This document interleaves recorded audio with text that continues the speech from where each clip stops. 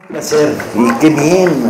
Yo soy verdadero adicto a los estridentistas, porque fue un fenómeno de vanguardia política, vanguardia cultural, al que me siento extremadamente próximo. La cultura, desde que la conozco, a los 10 años, juega en primera división. Vivo en una familia donde lo mismo se discutía por qué los obreros del carbón polacos iban a la huelga si vivían en un país socialista, ¿sí? Que se discutía las enormes virtudes de que Rivera hubiera pintado en mural y no en caballete. Crecí en este magma y lo viví a lo largo de toda mi vida, en las incursiones en la literatura, en la historia, en el debate social. Para mí no está disasociado creación cultural y lucha social.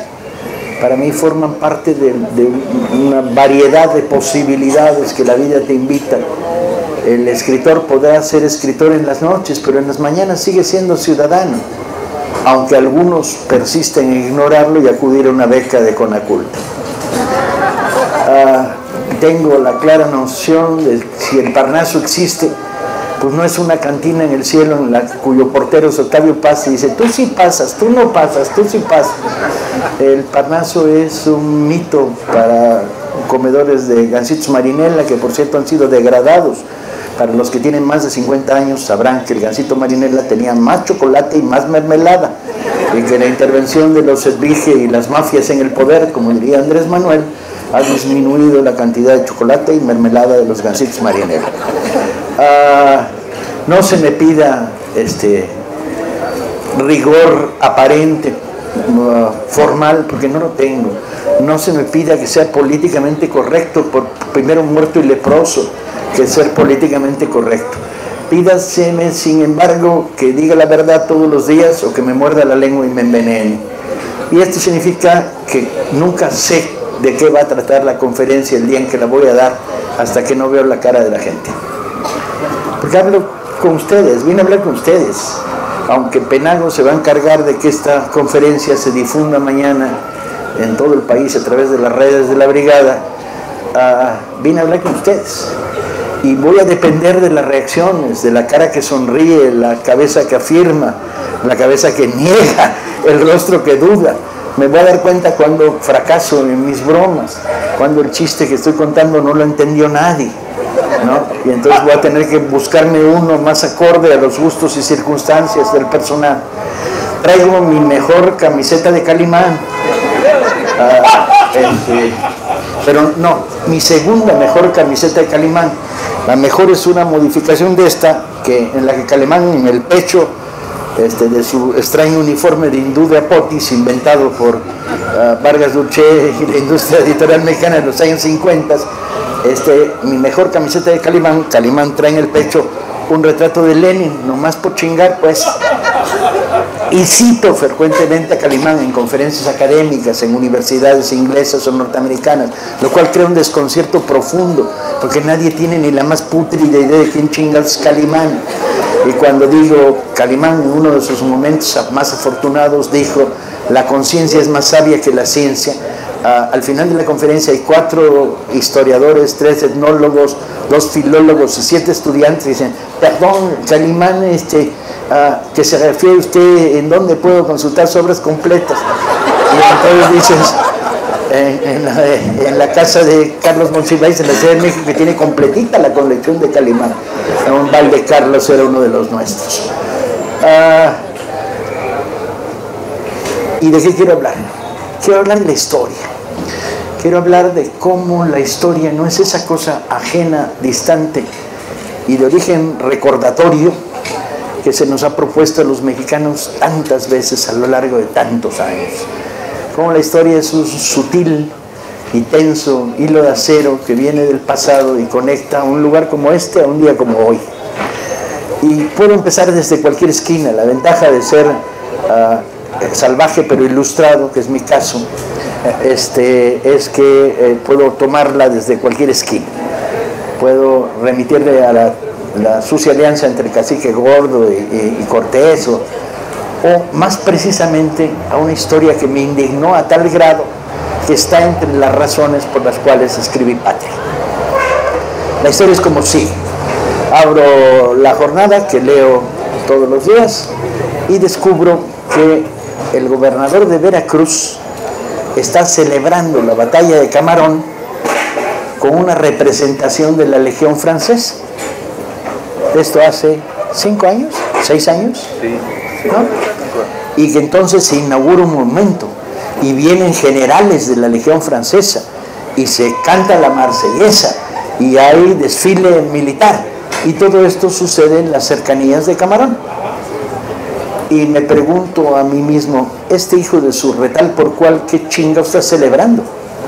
¿Está celebrando como un destacamento de la Legión Francesa fue derrotado por partidas de guerrilleros mexicanos? ¿O está celebrando los honores y la gloria de la... Y leo el texto del discurso de Duarte, o el fragmento que se publica en la prensa chilanga, y descubro que está celebrando los faustos y los honores de la Legión Francesa. Y al borde del vómito negro, enfermedad que causó bajas tremendas entre los franceses en Veracruz, ¿no? Al borde de la rabia, digo, pues hay que estudiar la batalla de Camarón, y hay que saber qué pasó, y hay que preguntarle al gobernador de un estado soberano de la República Mexicana qué chingados anda besando los pies a la Legión Francesa, ni más ni menos. La Legión Francesa, con una trayectoria deleznable a lo largo de la historia, son los asesinos de Argelia, son los criminales que dan el golpe de Estado contra De Gaulle, son el gangsterismo que en México, organizado por el terrible Dupin, es en tierras jarochas, constituye la política de sangre y fuego, quemar a las comunidades y fusilar a cada uno de 10 veracruzanos capturados por supuesto apoyo a la guerrilla, va a ser celebrada en términos de gloria y lujo en México. Y esa es una de las razones que disparan un libro que llevo años queriendo escribir y que no me atreví a escribir por las dimensiones. O sea, venía reuniendo información, haciendo archivo, investigaciones parciales, laterales, leyendo, pero no me animaba. Decía, este libro me va a comer 3 años de mi vida, ¿no? Y no tengo tantas oportunidades de tener 3 años para hacer algo. Y esto disparó. Me puse a estudiar la batalla de Camarón. Está aquí al lado Camarón. Voy a estar en Camarón dentro de un mes filmando para un programa que se va a hacer sobre patria en 3 horas para Netflix, y estaremos pronto también en la tele con Patria, haciendo las glorias de la guerrilla jarocha. Maldita sea que si no va a ser así, ¿sí? Y estudio la batalla de Camarón. Un destacamento de la Legión extranjera, cuyas funciones en ese primer momento, mientras se está combatiendo ya la batalla de Puebla, la segunda, la del 63, cuyas funciones es tener limpia la vía de transporte del ejército del mariscal Forey de municiones, porque se les agotan las municiones de cañón en la batalla de Puebla, de municiones, abastos, comida y refuerzos para el ejército francés que está sitiando Puebla. Y entonces la Legión tiene la misión de cubrir el camino Puebla-Veracruz, con pequeños destacamentos para combatir a la pobrísima guerrilla que en esos momentos existe. La derrota que se produce al inicio de la intervención francesa en Soledad de Doblado, en Aculchingo, luego el avance hacia Puebla, la rendición del puerto de Veracruz, los maravillosos artilleros jarochos que se van cargando los cañones. Malditas, hay que ser jarocho y chingón para hacer esto. Se subieron los cañones a mano y en mula por las cumbres de Aculchingo. Cañones de 300 kilos de peso, de bronce, viejos cañones españoles que no servían para una chingada. Los artilleros jarochos los subieron hasta Puebla y esos cañones dispararon el 5 de mayo. Y entre ellos hay uno cuyo nombre logré rescatar, que cuando los franceses tomaron el primer borde del fuerte de Loreto, los suavos, valientes, organizados, disciplinados, estaban al borde de derrotar al ejército de Zaragoza. Este artillero no podía disparar hacia abajo, porque la bala no carga, ¿sí?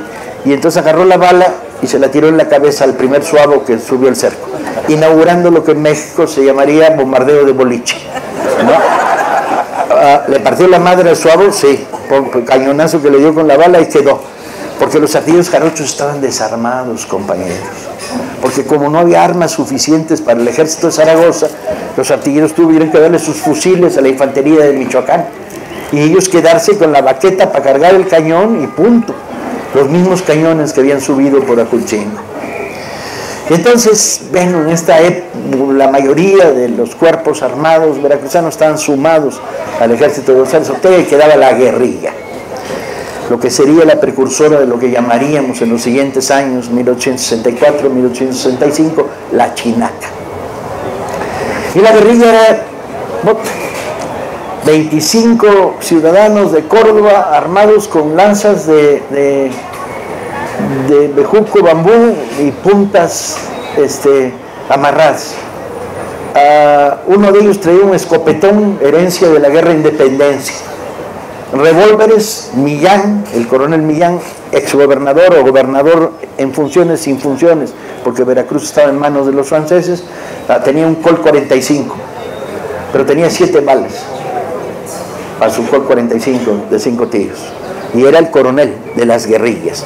Y las guerrillas eran voluntarios. En la imaginería popular la chinaca cargaba a caballo. Pues sí, pero sería la chinaca del norte. La chinaca veracruzana cargaba a pie. Eran 10 a caballo y 50 a pie corriendo atrás.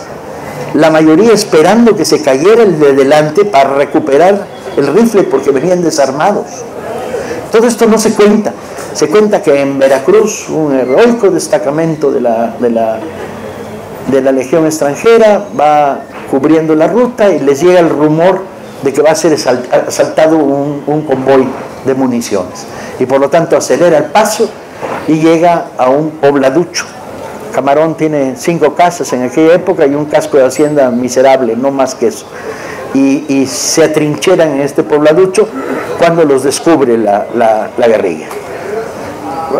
La guerrilla les da una carga de los pocos que vienen a caballo, los franceses le responden con una descarga, son más de 60, y los desbaratan. Y se va acumulando fuerzas de la guerrilla en la zona, con estos semicercados. Cuando se cuentan estas historias, no se cuenta nada, es puro barniz. No se dice que los franceses traen fusiles Minié, ¿sí?, que hacen puntería a 600 metros. Y que en la guerrilla mexicana que se organiza para combatirlos, tomando pequeños grupos de diversas poblaciones, más de la mitad vienen desarmados, de la otra mitad, más de la mitad solo traen lanzas, y que los otros traen espingardas, algunos rifles Baker. No más que el rifle Baker, que es lo más avanzado que tiene el ejército mexicano, te hace puntería a 150 metros, con suerte. A partir de eso la bala pica, ¿sí? No tiene fuerza la munición del Baker para dar para más, ni el rifle precisión, no tiene cañón estriado, ¿sí? Y entonces estas cosas no se cuentan. No se cuentan que, por ejemplo, cuando tú estás combatiendo un pequeño fortín, que no es gran cosa, es una casa con aspilleras y ventanas, etc., los primeros 400 metros de tu avance los haces sin poder disparar. Y en esos 400 metros ellos sí pueden disparar. O sea, tienes que ir a pecho descubierto los primeros 400 metros antes de poder hacer puntería. Nadie te va a contar esta historia. Y sin embargo, se van a escribir, yo calculo que unos 70 libros sobre la batalla de Camarón. 70 pinches libros. La mayoría en francés, 3 o 4 en alemán, 2 en inglés. Entonces, ¿qué fue lo tan importante que sucedió? Bien, en la historia oficiosa francesa, el destacamento de la Legión va a ser rodeado por 2.000 mexicanos y va a ser masacrado. Solo va a sobrevivir un pinche corneta al que le perdonan la vida. Y todavía se van a contar de extra cómo dejaron los cadáveres tirados al sol de los franceses muertos. Y todavía más, para que el mito funcione más llamativamente, se va a contar cómo el oficial de la Legión le faltaba una mano y tenía una mano de palo, y entonces la mano se perdió, y entonces los que llegaron después a Camarón encontraron la mano del oficial francés, que es como la pinche mano de Obregón, que ha paseado ya por tantos lados, ¿no? Y entonces, ¿dónde está la mano del oficial francés? La mano está en el cuartel general de la Legión, en Abel Davis, en Argelia, y luego se trasladó, cuando perdieron Argelia, al cuartel general de la Legión, y ahí está, en una urna, la mano de palo. Pinche mano de palo, no mames, man. Y este pendejo canalla de Duarte invitaciones oficiales, la embajada francesa asistiendo en pleno, el embajador, izada de bandera, celebremos el heroísmo de nuestros pueblos. No mames, güey, vienen a celebrar la masacre justificada de esta banda de bandidos que era la Legión extranjera en manos de una guerrilla mal armada, etc. Y entonces dices, hasta aquí llegaste, Duarte, y te pones a investigar. Primero, no eran 2000, ni a trancazos. ¿De dónde iba a sacar 2000 guerrilleros el centro del estado de Veracruz cuando tenías a todas las fuerzas concentradas en Puebla? Cuando mucho debían ser 600 y a lo mejor 200 mirones, porque así somos los mexicanos. Como todo el mundo sabe, cuando llegas a una obra en construcción, hay 4 trabajando y 7 mirando a los que trabajan. Función no por demás despreciable, están checando, pues, ¿no? Y entonces, bueno, probablemente detrás de los 400, 500 que venían, que fueron llegando lentamente, porque tampoco la mayoría era de caballería, llegaron una buena dosis de mirones y empezaron a acercar. Pero la batalla que se da es que para lograr tomar este fortín, que tiene además abundantes municiones, porque el regimiento de los franceses venía muy bien municionado, tenías que llegar a punto de contacto. Y esto significa tenías que acercarte a las casas, ¿sí?, para poder darle con la lanza o poder meter tu escopeta por la reja de una ventana y dispararle a los de adentro. Por lo tanto, los costos de los combatientes fueron altísimos, ¿sí? Y cientos de mexicanos de la guerrilla murieron en la batalla de Camarón, o eso se dice, porque tampoco hay huella, porque los mexicanos sí enterraron a sus muertos o a sus heridos se los llevaron. Entonces la historia es cómo lentamente la guerrilla del coronel Millán, maravilloso personaje, por cierto, tomen nota los jarochos, es de los que sí nos merecemos, y la lista es larga, porque los personajes del liberalismo jarocho son fascinantes a cual más, ¿no? La llave, carajo, puta madre, y el combate aquí en Veracruz, herido, subiéndose a un barco. Lo mismo era abogado que defendía comunidades pobres asediadas por el clero católico, que era el propietario de las iglesias, que hacía discursos, que escribía poemas chuscos. Y el grupo de liberales jarochos es Legión, quizá el estado que más combatientes altamente destacados dio a la revolución liberal del siglo XIX, fue Veracruz. Y pues toman el pueblo, toman el caserío, logran acercarse a las paredes, logran meter una lanza por una ventana y pescarse el que iba pasando, un tiro afortunado, otro se trepa por la azotea y logran derrotar a los franceses, dejando solamente a 3 vivos, a los que no fusilan, sino que se los llevan prisioneros. No sé si son 3 o 15, y entre ellos el corneta famoso que se ha salvado. Y sí dejan ahí la mano del Danjupa, que la querían, chinga, la mano de palo, ahí se quedó. Entonces, fui a Camarón. No resistí la tentación de ver la piedra. La historia mexicana es leyenda, rumor, mentira, discurso oficial y piedra. De todos esos, la piedra es la que de veras vas y ves. Pues sí, la defensa era fácil, el ataque era práctico. No hay bosque cercano, ¿no? Hay unas nopaleras donde cubrirte de los disparos y nada, es lo mismo. Y hay una secundaria cerca que tiene un pequeño busto de este tamaño del general Millán, y hay una bandera mexicana. Pero hay una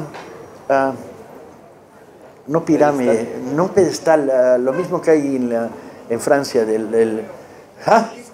un obelisco. Gracias.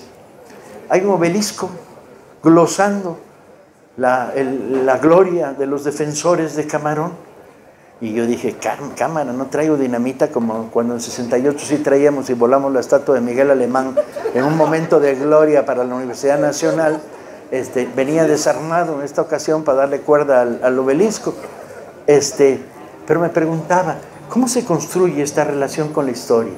¿Cómo nosotros somos herederos de la nada y ellos construyen el mito de Camarón? Pero la parte más terrible, ¿de dónde sale el nivel de servilismo de un gobernador veracruzano para celebrar a los héroes de Camarón? Mira que hay que ser pendejo, reaccionario, ¿sí?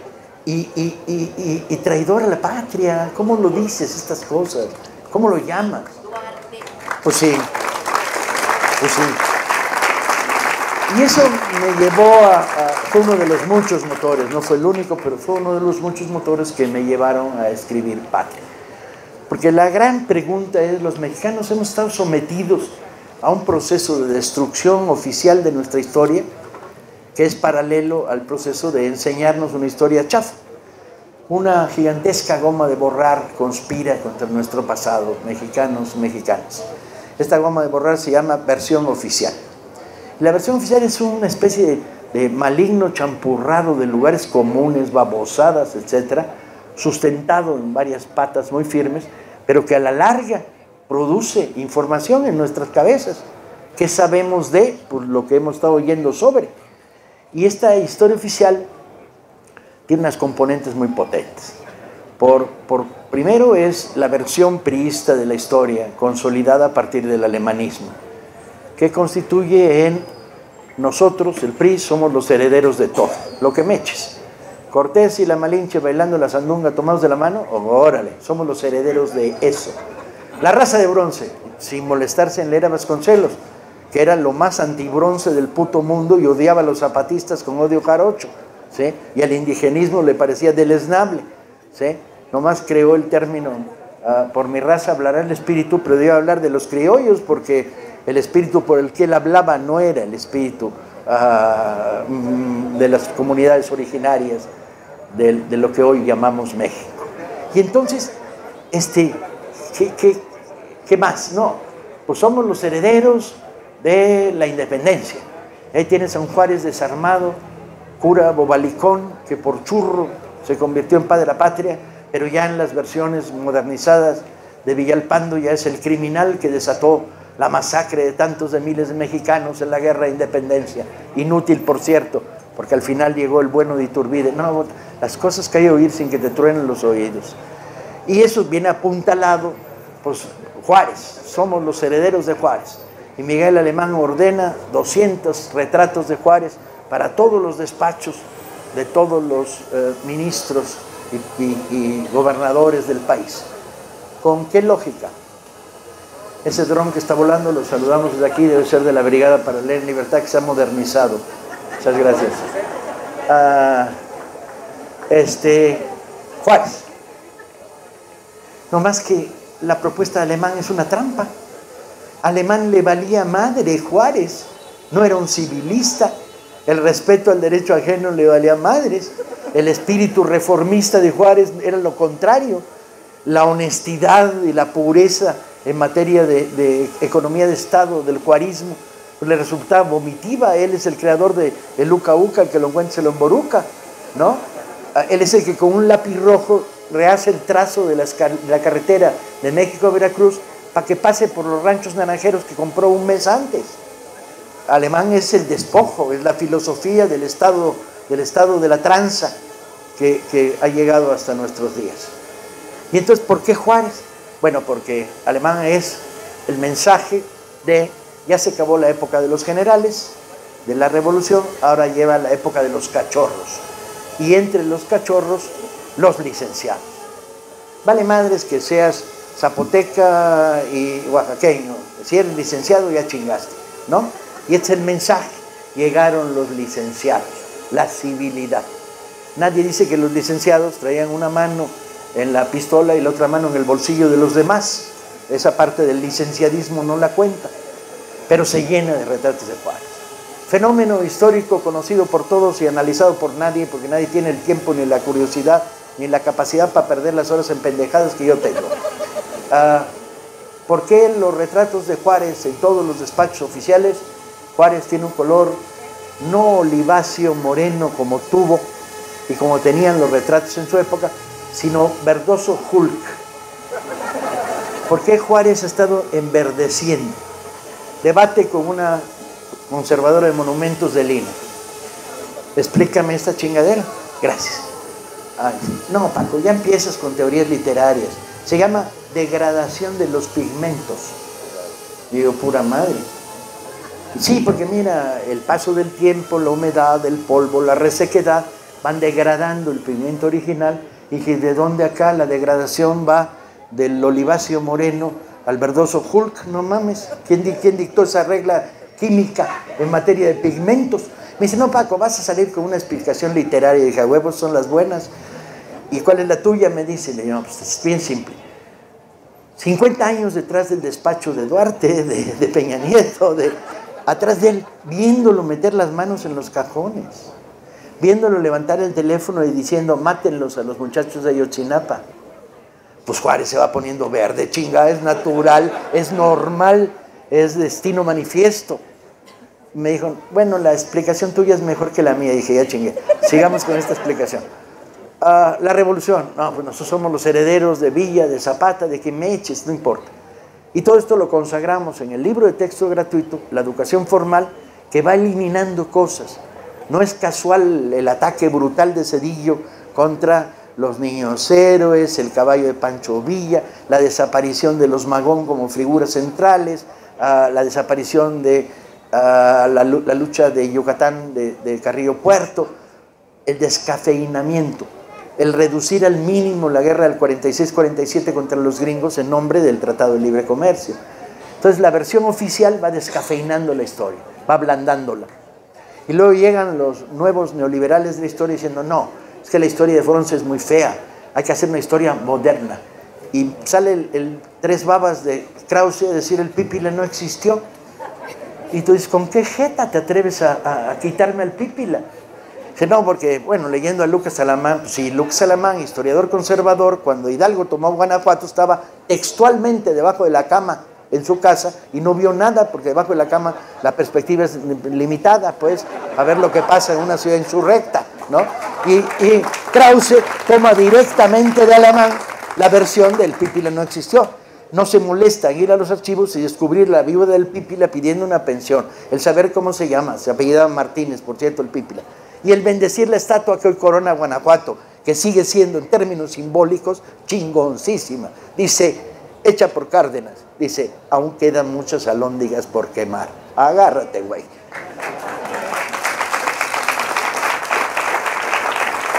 Y entonces la historia se va descafeinando, se va volviendo ceremonia cívica, que es el castigo que los maestros le han impuesto a los mexicanos durante años por falta de conciencia autocrítica. Hay que abolir la ceremonia cívica, chinga. La ceremonia cívica es los lunes, te paras, cantas, se levanta en el mástil mi bandera, te metes una insolada de la chingada.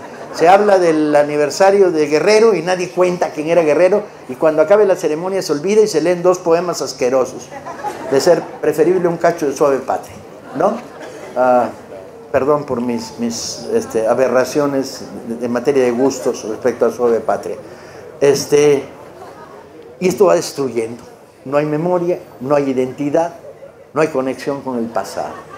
Y el problema es que en la medida en que abres la relación con la historia, vas construyendo una profunda conexión con el pasado que te identifica, mexicano de hoy, vengas de donde vengas, hayas vivido lo que hayas vivido, con una línea del pasado que habla de libertad, lucha social, dignidad, y te va borrando las malditas fronteras.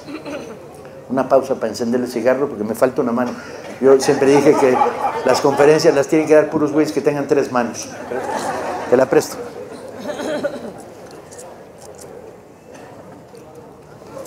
Gracias. Muy amables por permitirme la pausa. Siempre cuento algunas historias que son reiteradas en mi pasado y que son ejemplificantes. Una de ellas es cuando en la secundaria nos llevaron a ir a ver al hombre de Tepexpan, origen de la mexicanidad, la primera muestra de un ser humano en lo que hoy es territorio mexicano. Y había una reconstrucción hecha por antropólogos físicos del hombre de Tepexpan, que era feo de a madre, pero de a madre. Le nacía la frente de acá y era como de este ancho la frente, la ceja se le pegaba casi con el pelo, tenía rostro simiesco totalmente, ¿no? Y el hombre de Tepexpan. Total que en esa visita secundariana iba un compañero llamado Rosas que tenía notable parecido con el hombre de Tepexpan, mediante lo cual se pasó el resto del año siendo llamado el Tepexpanín y castigado por su apariencia. Bien, identidad cero. Y de repente aparece una historia, 20 años después, ¿Qué es? Los antropólogos físicos y forenses habían reestudiado las huellas del hombre de Tepexpan y habían descubierto, que no era hombre, era mujer. La curva pélvica es femenina, de los huesos. Segundo, que en la reconstrucción del rostro no era tan fea. No da para mi Sinaloa, pero no era tan simiesca, chinga. Tercero, que en la misma estrato había un mamut muerto. Y había restos de lanzas petrificadas que mostraban que la mujer de Tepexpan había muerto cazando un mamut. Ajá, entonces dice, espérame, esto va mejorando. Compañeras presentes en la sala, tomen nota, porque se abre una potente reivindicación. Que es de dónde venimos, chinga. ¿Venimos del feo güey ese de hombre de Tepexpan? ¿O venimos de una cazadora de mamuts, chinga? No había ido al río a recoger jitomates, no estaba lavándole la ropa a su marido, estaba cazando mamuts, la compañera mujer de Tepexpan. Pero estamos en México, ninguna historia feliz tiene final feliz. Pasan 6 o 7 años. Por cierto, aprovechando esto, habíamos dicho, la compañera, venimos de la mujer de Tepexpan, cazadora de mamuts, por extensión, cazadora de mamilas, mamones y mandilones. Con lo cual completábamos el giro feminista radical. De izquierda es, aunque sea funcionario, y me dice, tengo 2 noticias, una buena y una mala. Le digo, pues, ni modo, échalas, estamos con un cabrito de por medio. Y me dice, no es la más vieja la mujer de Tepexpan. Dije, ay, no mames. Me dice, no, hay otra muestra humana más vieja. La encontramos hace 3 meses en el pueblo de China, Nuevo León, en las cercanías de China, Nuevo León. Y la buena noticia es que es mujer. Y ya la datamos, ya enviamos las muestras a México para que hicieran el carbono 14 y ver de qué época es. Y sí, es bastante más vieja que la mujer de Tepexpan. Y bueno, es mujer y le hemos puesto de nombre la Dama de China. De pelos no es tan grave la cosa, ¿no? ¿De dónde venimos? De la Dama de China, abuelita de la mujer de Tepexpan, madre de los cazadores de mamuts, ¿no? No está mal, la recompongo, no hay problema. Y me dice, pero la mala. Y digo, ¿hay mala? Y dice, sí. La mala es que cuando estamos haciendo la cuadrícula de la zona de exploración, para ver qué encontramos asociado a la mujer, a la Dama de China, llegaron 3 camionetas con cuates armados con cuernos de chivo, que salieron de un rancho cuya reja electrificada está a 2 kilómetros del lugar del hallazgo, se vinieron y dijeron, a chingar a su madre. Y nosotros dijimos, somos el INAH, la historia de México, es la primera huella. Y dijeron, a chingar a su madre, el grito de Újule. Y nos corrieron. Y la excavación está suspendida. Y entonces el ejército mexicano no quiere entrar a rescatar lugar donde estaba la Dama de China. Y entonces dije, puta, la metáfora se completó. ¿De dónde venimos? De la mujer de Tepexpan, cazadora de mamuts, cuya abuelita es la Dama de China secuestrada por el narco.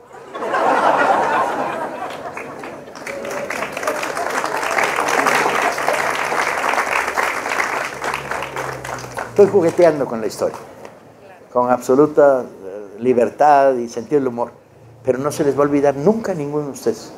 En 5 minutos hemos construido una estructura de identidad, porque eso es lo más bello del pasado. Las estructuras simbólicas, las relaciones de dónde venimos. Y cuando empiezas a estudiar historia de México en serio y te aproximas a los personajes de esta historia, tú vas construyendo una cadena inevitable de identidades. ¿Qué hace Pancho Villa cuando está paseando por Jiménez en el mes que es gobernador de Chihuahua después de derrocar a los huertistas en 1913? Pues ve a 3 niños jugando. ¿Y qué hace? Le dice al general que va al lado suyo, ¿por qué están jugando a esta hora de la mañana? Y le contestan, porque no hay escuela. Y Villa voltea y dice, ¿ese edificio de ahí de quién era? Y dice, pues no sé, de no sé quién. Y dice, bueno, infórmale que ha sido expropiado por la División del Norte y desde hoy en la tarde es escuela. Contrátame a los maestros. ¿Cuánto les pago? Respuesta de Villa, lo mismo que un general porque valen más. ¿Cómo chingados no vas a querer a Pancho Villa? Hay una manera de relacionarnos con el pasado que convierte este gesto simbólico, uno mucho de los muchos más, cuando rescatas, construye 50 escuelas con el método de decir, ¿por qué están jugando esos ahí en esta hora de la mañana? Más que las que había anteriormente en el estado de Chihuahua, o sea, más que duplica el número de escuelas en Chihuahua. ¿Cómo no vas a construir estos símbolos de identidad que construyen una relación que nos aproxima al presente con otros ojos? Cuando estoy escribiendo Patria, recordaba hoy en una entrevista con compañeros veracruzanos, leo, y entonces el presidente Juárez cruzó el Zócalo a pie sin escolta. Y digo, ¿perdón? Imagínenlo. Presidente de la República cruzando el Zócalo a pie y sin escolta. ¿Cuán chingados en los últimos 50 años un presidente de la República se ha atrevido a cruzar una ciudad sin escolta? Entre los lamehuevos, los cargaportafolios, los guardaespaldas armados, los helicópteros que vuelan por encima. Hay otra relación con el poder en el juarismo, una relación de humildad que tenemos que recuperar.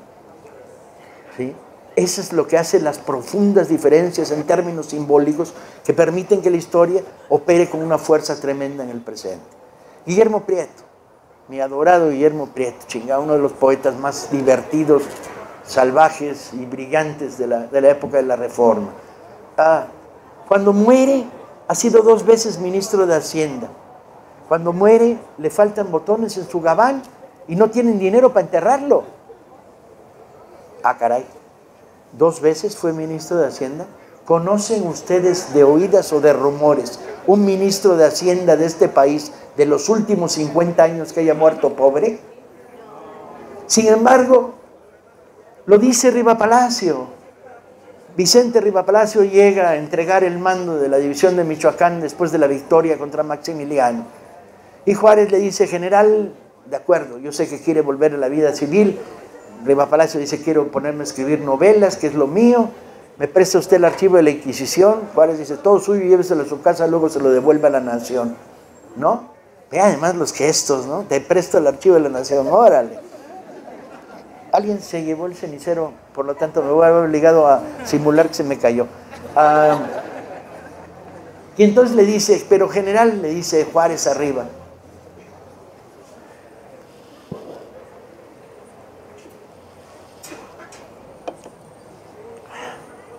le debemos 3 años y medio de su sueldo de general. Está usted durmiendo en las montañas de Michoacán, sometido a fatigas, nunca le pudimos pagar su salario de general. Y Riva Palacio muy serio, barbita de chivo, lentes miopes, todo lo contrario de la apariencia de un general, aunque de voz potente, excelente poeta. El único tipo que le ha escrito un poema a la esposa de su enemigo, el adiós mamá Carlota botando cual pelota, ¿no? Cuando Carlota se fue a Europa a buscar refuerzos para Maximiliano. El autor de un poema que se llama Patria que no tiene desperdicio, que a ver si se los puedo leer al final de esta para sentirme de buen humor y terminar bien el día. Le dice Riva Palacio a Juárez, le dice, no, gracias, muy amable. No, señor presidente, a la patria se le sirve, no se le cobra. Estas son las armas como las que tenemos que ir al 18.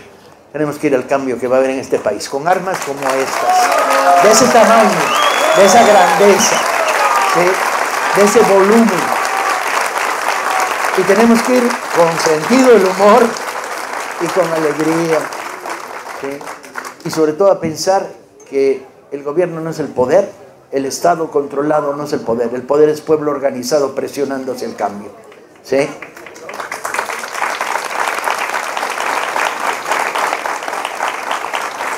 ¿Cómo entonces vamos construyendo esta especie de potente hilo, leyendo, difundiendo?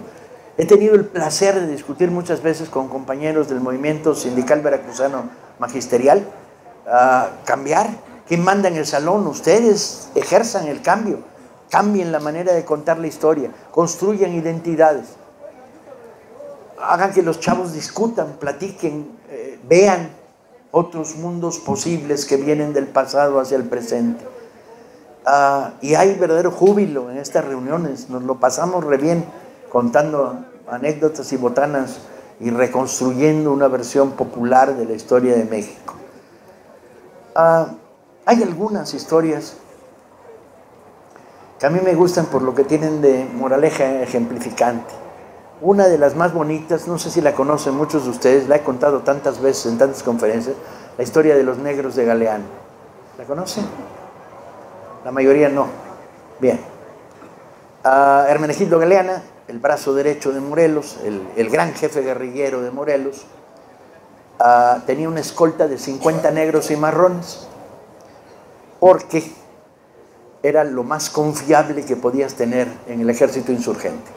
Un negro cimarrón, o sea, un negro escapado de la esclavitud, que se subía a las montañas de Guerrero, bien escapado de la esclavitud o de la servidumbre en la Ciudad de México, en Puebla, en Iguala, se subía a las montañas, se crearon comunidades. Hoy a la fecha todavía se oye tocar tambor de fondo de piragua congoleño en las montañas de Guerrero, y estos negros y marrones estaban condenados a la muerte 2 veces. La primera como esclavos fugados y la segunda como insurgentes. De manera que primero los ahorcaban y luego los fusilaban. De tal manera que la idea de rendirse no pasaba por sus cabezas. Te iban a matar si te rendías. Y por lo tanto era de a todo o nada. Y entonces Galeana hace su escolta con estos negros y marrones, 50 de ellos, armados con el machete suriano, no la mocha corta, sino el machete largo de filo de un solo lado, que tiene en la punta una cabilla torcida para recoger la paca de algodón o el atado de caña, y que es un arma de un solo filo, pero que puede partir una mesa en 2 si le metes la energía suficiente. Y entonces la escolta de y Galeana venían replegándose hacia la hacienda de los hermanos Bravo, perseguidos por las fuerzas de caballería de un coronel realista llamado Garrote, el coronel Garrote. Y llegaron a las márgenes del río Mezcala. Y entonces cruzó el río Galeana, tendió su hamaca, mandó a 2 propios a informarle a los Bravo que estaban ya ahí, y les dijo a los negros: pues échense una nadada, hijos míos. Y entonces los negros se encueraron, eran negros de cerro, no de mar, ni de río. Entonces se metieron al Mezcala, clavaron el machete en lo bajito, y agarraditos de su machete, pues dejaban que la corriente los moviera. Negro que se apendejaba y soltaba el machete, pues a la chingada se lo llevaba al Mezcala, de tal manera que anclaban bien el machetón y estaban ahí agarraditos los negros del Mezcala. En un determinado momento de esta idílica imagen, 50 cabecitas negras moviéndose en el oleaje del Mezcala, Guerrero en su hamaca, tararán, tararán, trompetas, aparece la caballería de los dragones de la reina, del coronel Garrote, y avanzan hacia el río. Y en ese momento salen del río 50 negros encuerados, machete en mano. Y los españoles se cagaron. Las 2 crónicas que poseemos respecto al acontecimiento cuestan que se replegaron, echaron para atrás, ante la imagen de los 50 negros encuerados, garrote en mano y machete en la otra mano. Bien. ¡No, no! La historia tiene cola.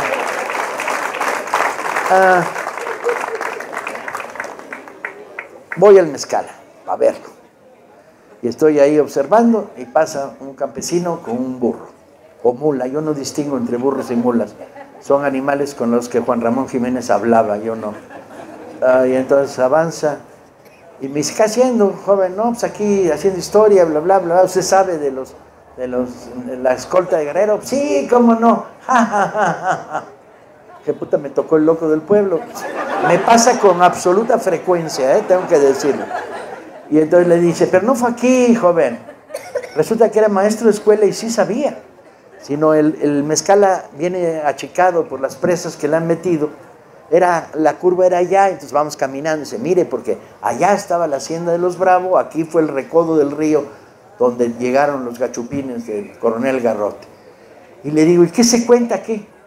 Dice: oh, pues aquí. Ay, la madre. Pero pues usted lo cuentan, ¿no? Sí, sí lo contamos. ¿Y qué cuentan? Dice, pero es que somos muy léperos aquí. Y yo dije, joven, yo estudié en la secundaria 4 en la Ciudad de México. Para entrar a las 7 de la mañana te tenías que alburear al prefecto y al merenguero. Si no, no pasabas. Y entonces parece que eso le pareció como muy importante, alburear al prefecto y al merenguero.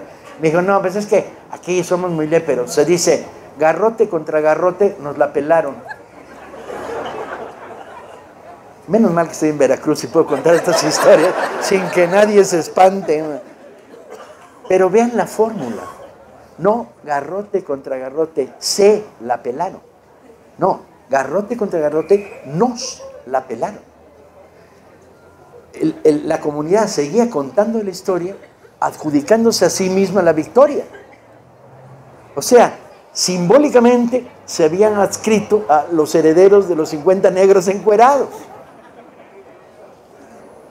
Eso es identidad, esa construcción. Y la pregunta es, ¿como quién quieren ser cuando sean grandes, compañeros? ¿Como quién quieren ser? A ver, ¿quieren ser como Barbie o quieren ser como los 50 negros de Galeana?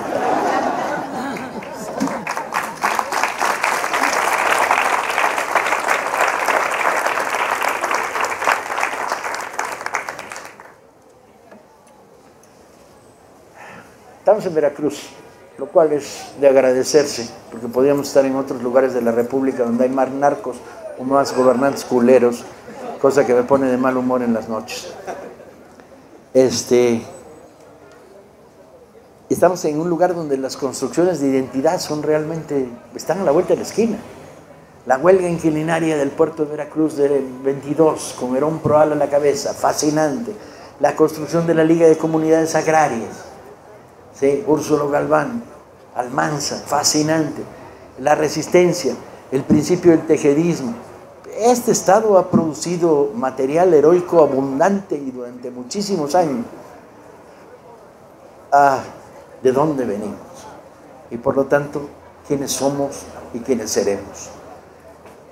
La batalla por el rescate de la historia no solo es labor de un grupo de intelectuales, acuciosos, investigadores e historiadores. La batalla por el rescate de la historia es un trabajo de todos, de ayudar a hacer la tarea a nuestros hijos diciendo, no, que no te mientan, ese pinche cura Hidalgo que te cuentan no existió nunca, ¿no? De los maestros, ejerciendo el poder del aula contra la dictadura de discurso oficioso de construcción de la historia, de reflejo entre el pasado y el presente.